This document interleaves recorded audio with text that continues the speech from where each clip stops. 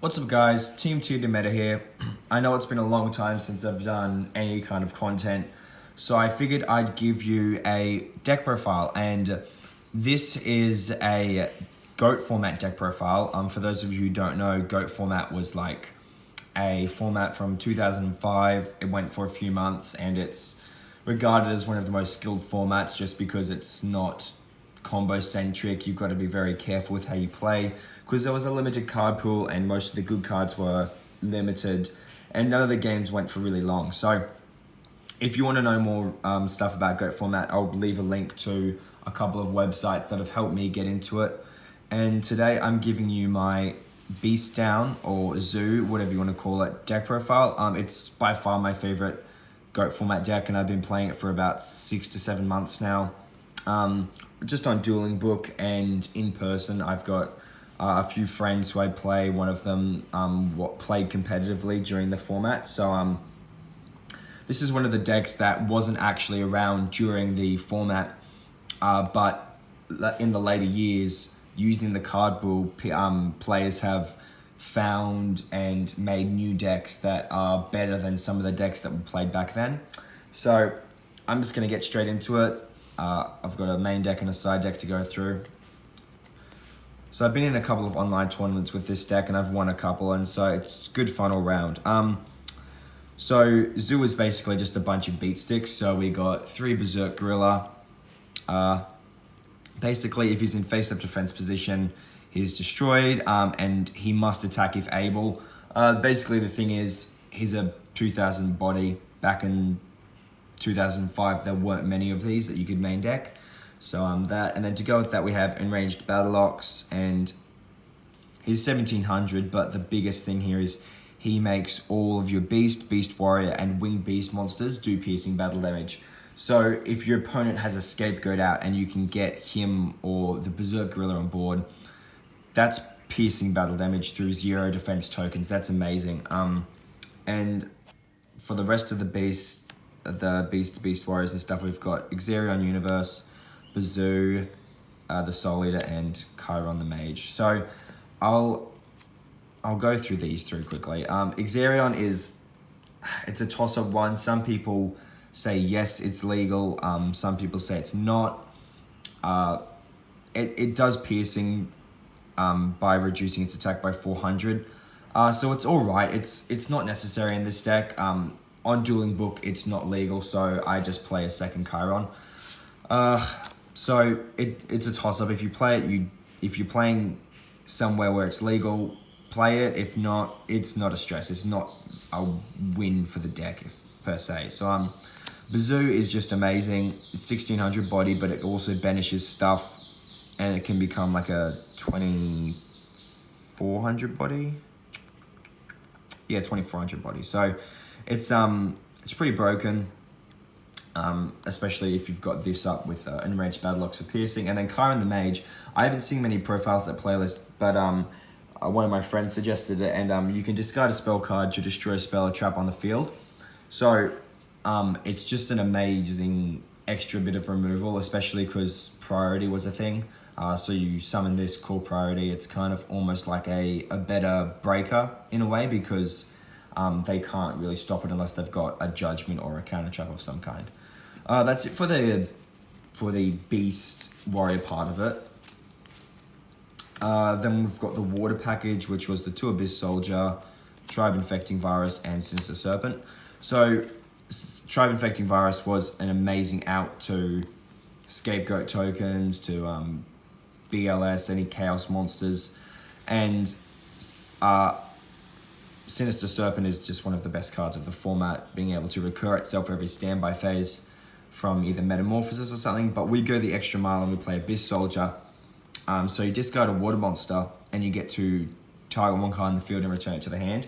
Now, in a format that was so slow paced, it's because it's an 1800 body.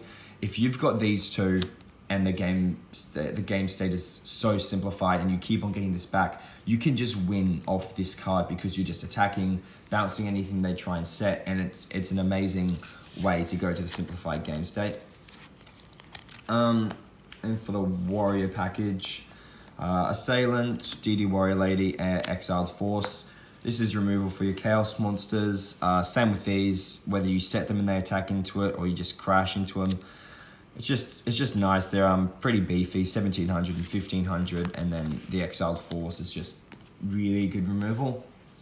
And then for just the last good monsters, we have Breaker and Sangan. Sangan searches out your Sinister Serpent or your Exiled Force, so it's good if you're just wanting to play defensively and set a monster, or if you're wanting just to crash into something to kind of complete your hand. And then Breakers just becomes a 1900 body that can remove spell and traps.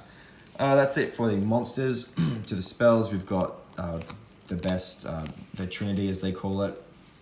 It's Duo, makes your opponent discard 2, Charity, draw 3, discard 2, and then Pot of Grid, which is just draw 2. So if you're playing goats, you always play these 3 cards. For the rest of them, we've got MST, the Ghost Room, and it's beautiful.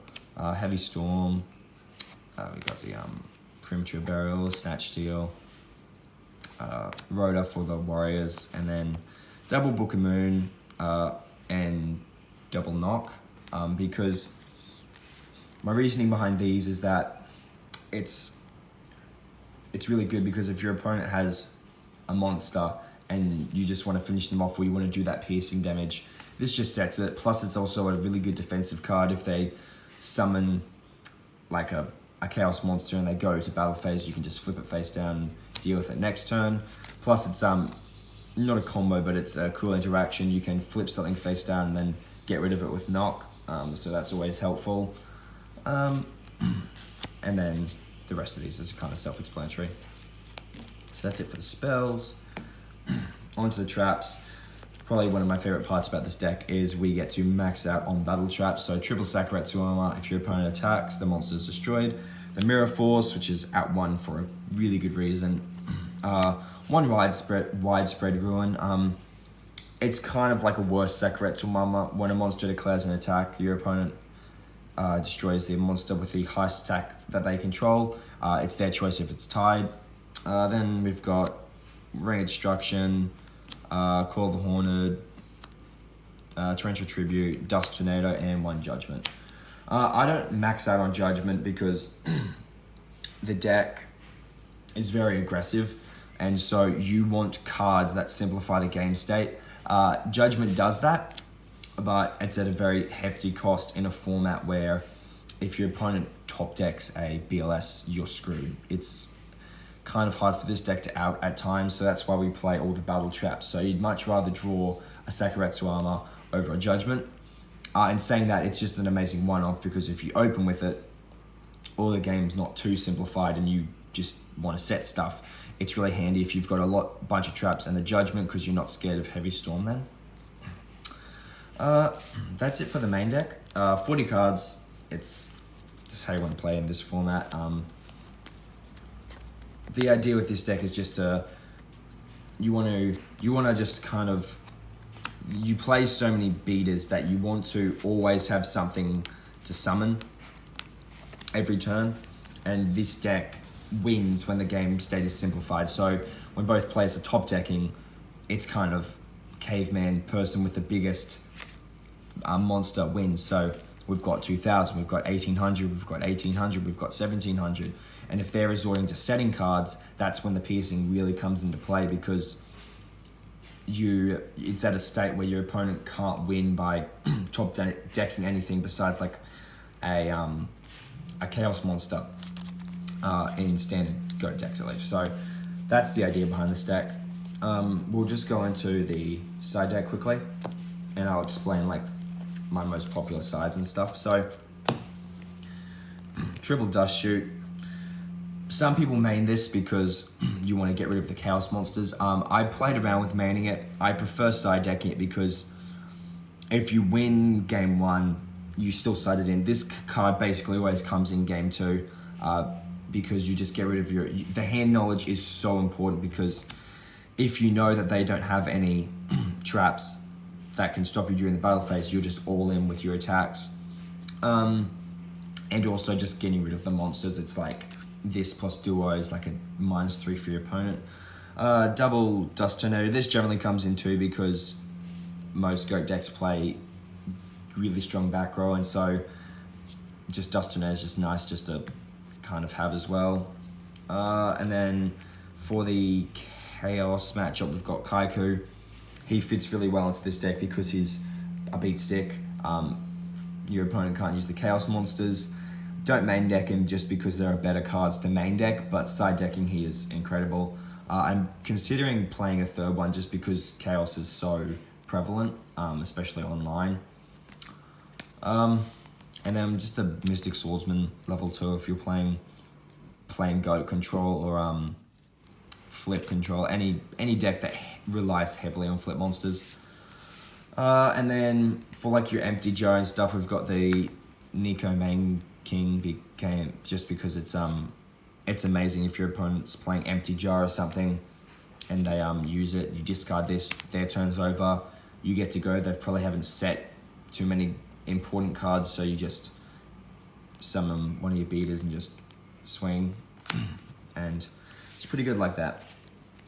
And then the last package, this is a spice that I've come up with one of my buddies in real life, and it is triple Mad Dog of Darkness and double Skill Drain. And so the idea behind this is Mad Dog of Darkness is a vanilla 1900 beat stick, and Skill Drain says no to all flip monsters.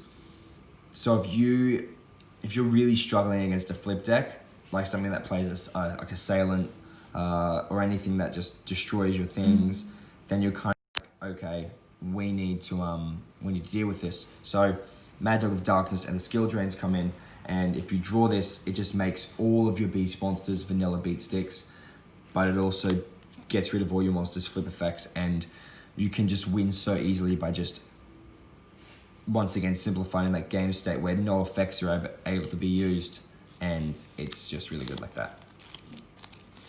We don't play an extra deck.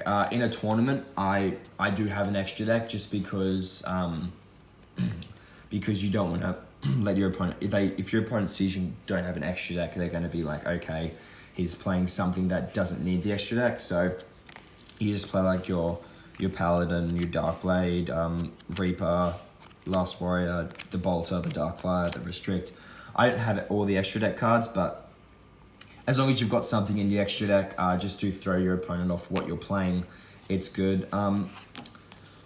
I think Zoo is just one of the better decks in GOAT format, just because of its ability to simplify the game state so quickly, but also not really have any bad matchups.